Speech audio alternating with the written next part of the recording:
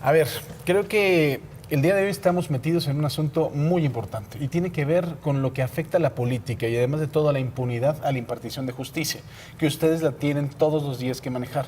O sea, muy lejos del ejercicio político, ustedes tienen que estar perfectamente conscientes de qué es lo que tiene que ver con la impartición de justicia y sobre todo la impunidad en cada una de sus entidades. Maribel, ¿cómo te afecta a ti? O sea, ya dejemos todo lo que es el ejercicio político. O sea, tú tienes que estar en la calle, tus elementos en la calle, ya no es un asunto de política. Claro, y bueno, básicamente lo que hemos hecho en el Estado de México es echar a andar una estrategia con varios ejes de operación, 8 en particular, pero donde hay dos cosas centrales que nos llevan a una tercera que es determinante. Primero, aprovechar las capacidades de los centros de mando, que estamos acostumbrados a ver cámaras de videovigilancia, pero los centros de mando no solo es eso, son grandes repositores de información. El siguiente elemento que es importantísimo es la generación de inteligencia. No podemos ir a la calle si no sabemos qué vamos a buscar, hacia dónde vamos a ir, qué delitos son los que tenemos que atender. Y esto nos lleva a este tercer elemento que te decía, que es cómo redireccionamos la estrategia, el despliegue, los policías, hacia dónde. En el Estado de México tenemos mapeadas nuestras 32 regiones, que es la propuesta que hizo el gobierno federal, por municipio, calle, colonia, avenida, delito, tipo de delito y hora en que se comete.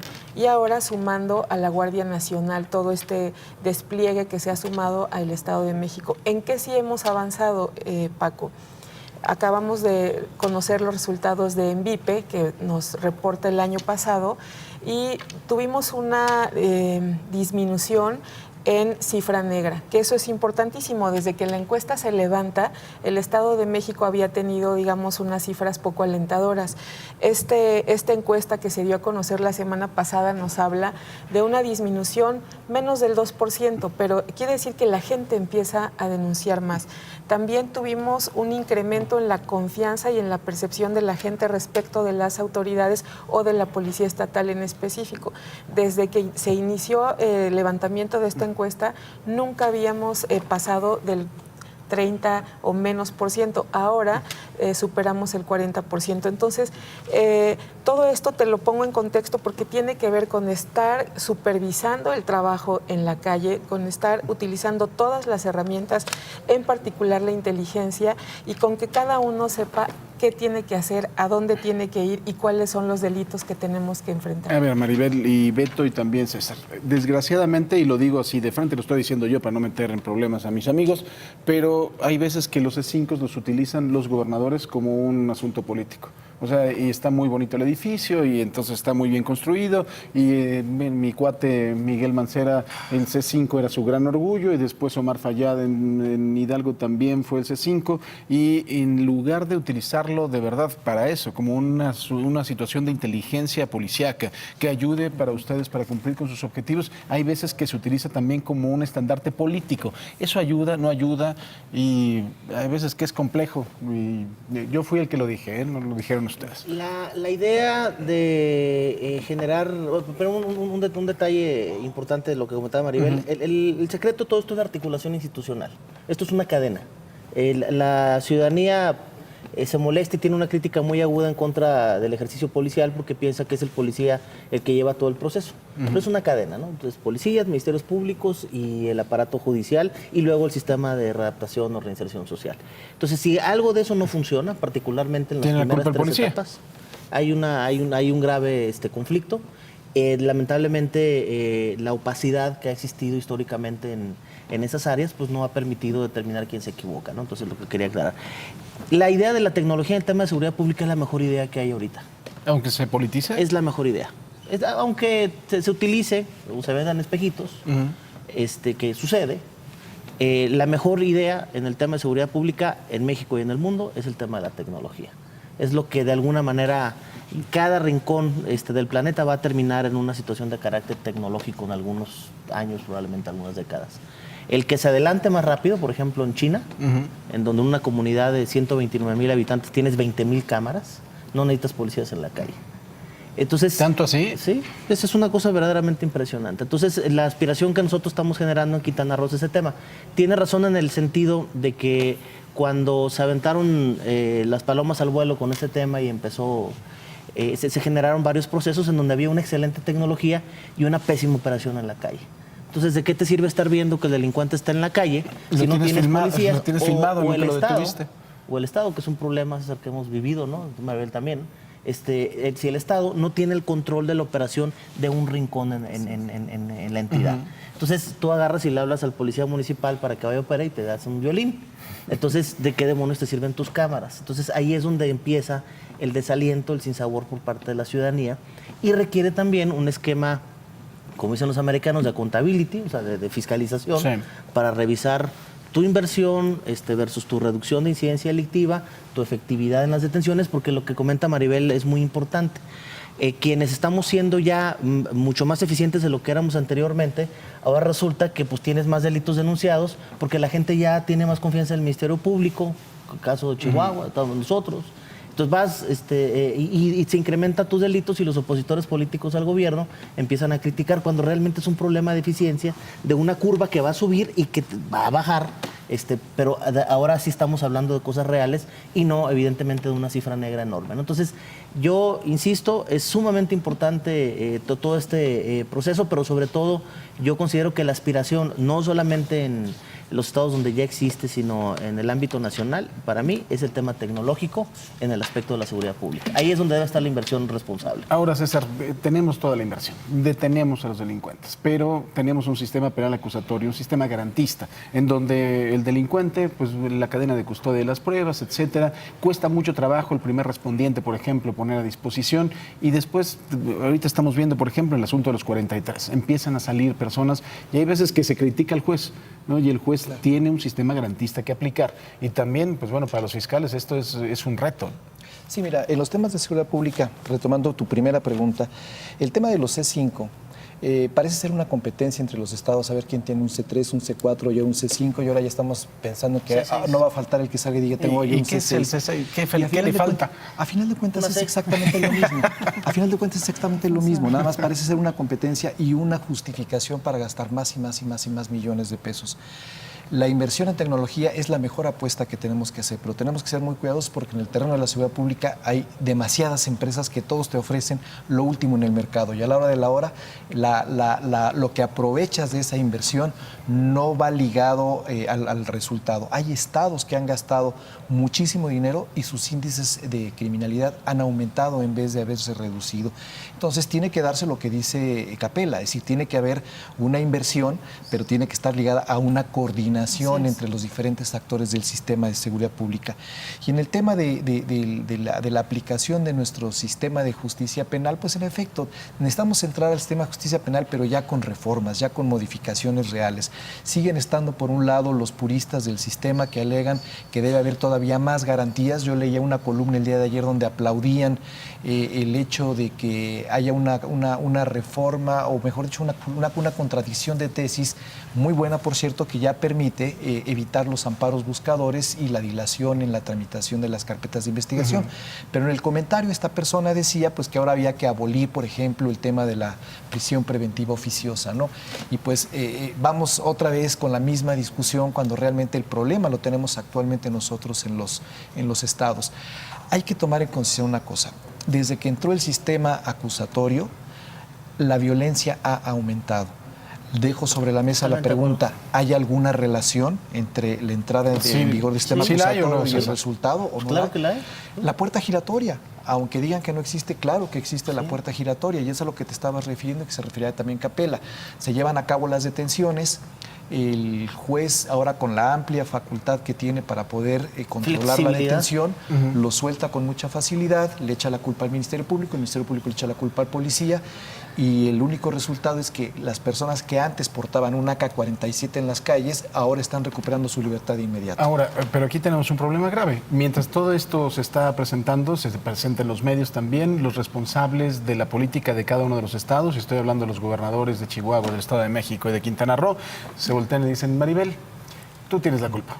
Y además de lo que dice César, en el tema de la puerta giratoria y demás, aquí enfrentamos en el Estado de México un problema en particular.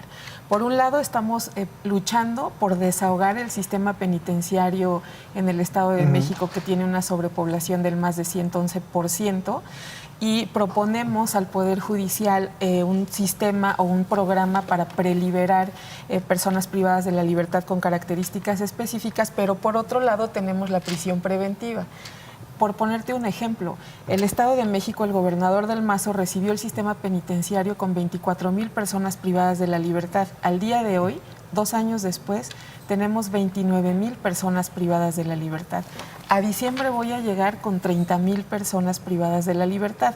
Y eso nos lleva a un problema más grave aún, porque más allá de la sobrepoblación, y es un problema que impacta para el tema de la incidencia delictiva y cómo vamos a contener el delito, ¿quién puede trabajar en un programa de reinserción social, no que existe, es lo ¿no? más importante cuando tienes prisiones o cárceles con más de 100%, 200, 300% de sobrepoblación? Que genera además de todo una situación pues, finalmente de venta de todo adentro de los penales, ¿no? Exacto. Entonces ahí enfrentamos lo que comenta César. Por un lado tenemos ciertos programas, pero por otro lado hay una modificación ahora con la prisión preventiva oficiosa y el problema de fondo es cómo vas a contener, pero no solo contener, porque al final tienes que garantizar que esas personas privadas de la libertad, esas 29,000 personas que además tienen derecho a una vida digna, ¿cómo vas a hacer para realmente reinsertarnos? Pero es una en la falacia, sociedad? Maribel, la realidad, ¿no? Quiero O sea, comentar- ¿realmente existe la reinserción? Quiero comentar algo en el tema de reinserción. Fíjate que estamos teniendo un problema ahorita con extorsión telefónica. Creo que toda la población ha sufrido de esas llamadas que te hablan y te dicen que un familiar está detenido, etcétera, etcétera,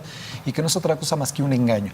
Es una extorsión telefónica, pero fíjate que el gran problema de todo esto es que el 90%, 99% de las llamadas se originan en penales. Sí. Y concretamente en Tamaulipas, en Jalisco y en la Ciudad de México. En esos 3 estados, en sus centros penitenciarios, se está generando el gran problema. Ayer tuvimos una reunión en donde estuvieron los gobernadores de Chihuahua, Coahuila y Durango, y todos coincidieron exactamente en la misma problemática y con el origen de las llamadas en los mismos lugares. Estamos teniendo un problema efectivamente con el tema de la reinserción en los centros penitenciarios. En Chihuahua estamos llevando a cabo, yo espero que para este año podamos concluir con la edificación y la terminación, la conclusión de un cerezo productivo, en donde la única condición, es decir, que va a existir adentro de ese establecimiento penitenciario es el trabajo penitenciario. Y tiene su nave industrial, tiene infraestructura para garantizar el trabajo penitenciario. Claro que eso pues va a ser un establecimiento que, como dice Maribel, va a ser un desfogue porque todos los demás centros los tenemos saturados, y la saturación es el gran problema y es lo que impide una verdadera reinserción social en los establecimientos penitenciarios. Beto. Yo lo que considero es que seguimos en el país con muchos pendientes en cada una de las asignaturas que hay que atender en el tema. Y ahora entramos a otra vorágine en el ámbito nacional con el cambio de paradigma, la creación de la Guardia Nacional, que podemos coincidir o no. Sin embargo, pues lo que sí considero importante es que todos tenemos que sumarnos a ese barco para que funcione lo más rápido posible. Aunque no estén de acuerdo, ¿no? Aunque, bueno, digamos que yo decía en la otra ocasión que no hay conceptos absolutistas, no todo es malo ni todo esto es bueno, o sea, hay que ver de alguna manera las capacidades de lo que se ha construido en 20 años en instituciones como lo que fue la Policía Federal. Me gusta el tema de la Guardia Nacional, el combate, el tema de la corrupción, que era una situación pendiente en Policía Federal y que era siempre un ruido permanente. Pero si analizas ahorita, escuchando a Maribel y César, pues te vas al tema policíaco y tienes 20,000 problemas de desarrollo institucional. No hay una visión de mediano y largo plazo porque no hay presupuesto. No hay un tema de análisis presupuestal. De hecho, ayer en una colaboración de radio que no llegó, traía yo ese tema. Del tema presupuestal, pero ese es un tema. Y luego te vas al tema de procuración de justicia y también vas a ver un subdesarrollo con ministerios públicos mal pagados, desprotegidos, con policías ministeriales también con problemas importantes. Te vas al tema de impartición de justicia y la crítica de la opacidad, de ese monopolio, esas familias que se han creado al interior de los controles del Poder Judicial. Te vas al sistema de reinserción y adaptación social y ya mejor te volteas porque dices, no, hombre, esto está peor que todo lo demás. Entonces, sí hay un grave conflicto, para mí sumamente preocupante. Y una de las situaciones más importantes es que analizamos las encuestas que salen de INEGI o de algunas otras áreas y luego nos empezamos a preguntar, ¿y ahora qué está pasando? No, pues exactamente lo mismo que hacía 6 meses o que hacía hace un año, ¿no? Fíjate que aquí hay un tema muy interesante que es lo que estás comentando. el nivel de confianza de la población en sus autoridades. En primer lugar, la Marina. Segundo lugar, el Ejército. Tercer lugar, la Policía Federal. Incluso por encima de otras autoridades. Y a la que están desapareciendo es a la Policía Federal. Es decir, como que hay ahí un tema en el que a lo mejor dejamos la estrategia un hueco, ¿no? Algo pasó. debió haber sido tal vez de otra manera. ¿Y qué es lo que le preocupa más a final de cuentas a la población también en términos de la encuesta de victimización? La seguridad. Ese es el punto que está en el... Y el gran reto aquí, a propósito de lo que dicen mis compañeros, es qué vamos a hacer una vez que ya estamos trabajando con la Guardia Nacional. Pero aquí hay un reto importantísimo. La ley que dio origen a la Guardia Nacional dice que en 5 años todos deberán ser civiles, así es como, o regresarán los militares a los cuarteles. ¿Cuál es el reto para nosotros tres en particular? Si nosotros y me parece que nuestros gobernadores lo están impulsando, el reto es que los gobernadores impulsen el fortalecimiento de las policías estatales y municipales. Este desarrollo institucional del que habla mi compañero de Cancún, de Quintana Roo, perdón, porque si no, entonces en 5 años vamos a estar igual. Y yo siempre lo digo, los policías municipales, ustedes lo saben, tenemos municipios que pagan 6,000 pesos a un policía municipal. ¿Tú crees que una persona que gana 6,000 pesos netos por mes está dispuesta a dar la vida por su municipio, por su estado, por su país? Por supuesto que no. Y hay municipios que pagan 4,000 pesos. Exacto. 4,000 pesos mensuales a un policía. ¿Qué tenemos policía que hacer? ¿Cómo vamos a garantizar que los presidentes municipales que cambian cada 3 años de verdad formen policías municipales que tengan un servicio de carrera? Porque no solo cambia el presidente municipal, cambian toda la policía municipal. Tenemos presidentes municipales desde la cárcel, ¿no? Así, el de Macusac, ¿no? Pero Perfectamente esa historia. tenemos un problema más grave. El tema de los salarios pero es que también tenemos un problema de coordinación fiscal. Los recursos no están llegando a los municipios. Y mientras no lleguen los recursos a los municipios y a los estados y tengamos nosotros una federación que controla todos los recursos y que le paga muy bien a sus policías y a sus jueces, y tengamos estados y municipios que apenas le pueden pagar a los policías o que les alcanza para tener 8 policías en un municipio, la regla no va a cambiar. Pero yo retaría un poquito el paradigma, César. El tema es otra vez el paternalismo. O sea, si el tema va a ser siempre el gobierno federal, vamos haciendo el mando único, punto. 32 mandos únicos, se acabó. Creo yo que o sea, así tendría que ser. Desde mi punto de vista sería la ¿Independiente de la Guardia Nacional? Independiente de la Guardia Nacional. Pero hay un punto importante ahí, César. ¿Dónde está la responsabilidad de la recaudación local? Las policías locales fuertes en otras partes del mundo, el presupuesto, el subsidio, es un tema que iba a platicar ayer. El tema tiene que ver con la recaudación local. El impuesto predial. Analiza tú el nivel de porcentaje que tenemos de recaudación de impuesto predial del país, 0.25%, contra el 1.7% que es el promedio en América Latina. Entonces, es una locura. Quiere decir que siempre vas a estar...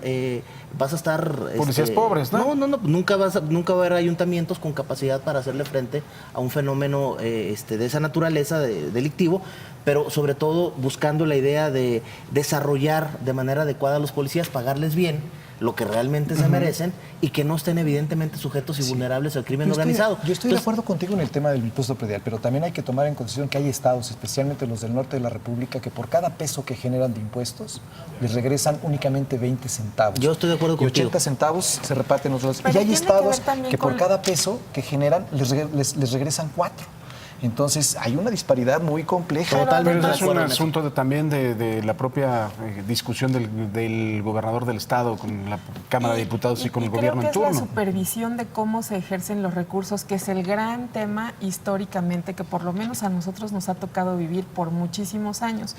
¿Cómo está? Porque llega dinero, seguramente no es el dinero que necesitaríamos para fortalecer las instituciones, pero el que llega no se usa adecuadamente. Por eso esta fiscalización hacia los municipios, las mismas instituciones policiales de cómo se está ejerciendo el gasto. Hablábamos al principio de los C5, estos centros de mando. Por eso quise empezar con eso, porque es justamente acopiar información. De nada nos sirve si no aprendemos que el objetivo es sistematizar, analizar, generar inteligencia para saber a dónde vamos. Pero eso tiene que ver con aprovechar adecuadamente los recursos que están llegando tanto de la federación como del propio recurso estatal o municipal. A ver, les pongo sobre la mesa. Vamos a hablar la próxima vez de, primero, creo que de readaptación o reinserción social, que me parece que es un tema fundamental. Estamos, además de todo, creo que dejando un área de oportunidad bien importante, ¿no? O sea, hasta para crear un call center, porque lo hacen ellos mismos muy bien al interior de las propias cárceles. Y segundo, también el tema de cómo se reparten los recursos. Eso lo podemos platicar hoy en radio también, aunque sea jueves, y lo podemos platicar la próxima mesa. ¿Les parece? Claro que sí. Lo ponemos aquí sobre la mesa. Muy bien. Maribel, gusto. muchísimas gracias. César, como Tus siempre. órdenes, hasta luego. Muchas gracias. Ahora sí, bien recibido, con gorras y todo. Sí, digo, porque Gracias, así gracias por son el algunos. obsequio. Nada más para Nacho. Vamos al clima.